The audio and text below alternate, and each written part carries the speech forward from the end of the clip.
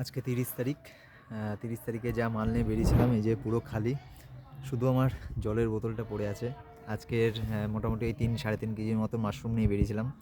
বিক্রি কমপ্লিট এবং বিক্রি কমপ্লিট করে একটা জায়গায় এসে, একটা গঙ্গার ঘাটে এসে দাঁড়ালাম জিয়াগঞ্জে। জাস্ট তোমাদেরকে দেখাই, এই দেখো। এবং এসে দাঁড়াতেই না এই লেখাটা চোখে পড়লো, পেছন ফিরে তাকানোর প্রয়োজন নাই, আগে চলো আগে চলো। আমাদের চাই অনন্ত শক্তি, অফুরন্ত উৎসাহ, সীমাহীন সাহস, অসীম ধৈর্য, তবেই আমরা বড় বড় কাজ করতে পারবো। আর এই সেই একটা জায়গা, একটা সিনেমার শুটিং হয়েছিল বাংলা, পরমব্রত চট্টোপাধ্যায়, রুদ্রনীল ঘোষ আর সুজন নীল মুখার্জির একটা সিনেমা, তিনিয়ারই কথা। তো এই সেই জায়গা, এখানেই সেই সিনেমার শুটিং হয়েছিল। আরেকটা বিষয় যে আমি আজকে আমার মাশরুম বিক্রি করার পরে ফিরছি, তো তখন এক দাদার সাথে হঠাৎই দেখা হলো। তো সেই দাদা আমাকে বলছে, মাশরুম বিক্রি শেষ হয়ে গেল? আমি বললাম হ্যাঁ।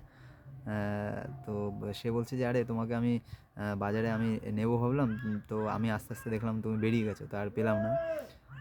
তো একটা জিনিস কি, কর্মই পরিচয়। ঠিক আছে?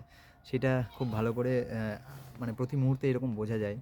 কাজ করতে করতে সেই কাজের দরুন যখন মানুষ ডাকে কিংবা কাজের দরুন মানুষ চেনে, সেটা একটা আলাদা ভালো লাগা। আর সে সে আমার নাম্বার নিয়ে রাখলো, বলল আবার যখন পরে মাশরুম লাগবে সে ফোন করবে।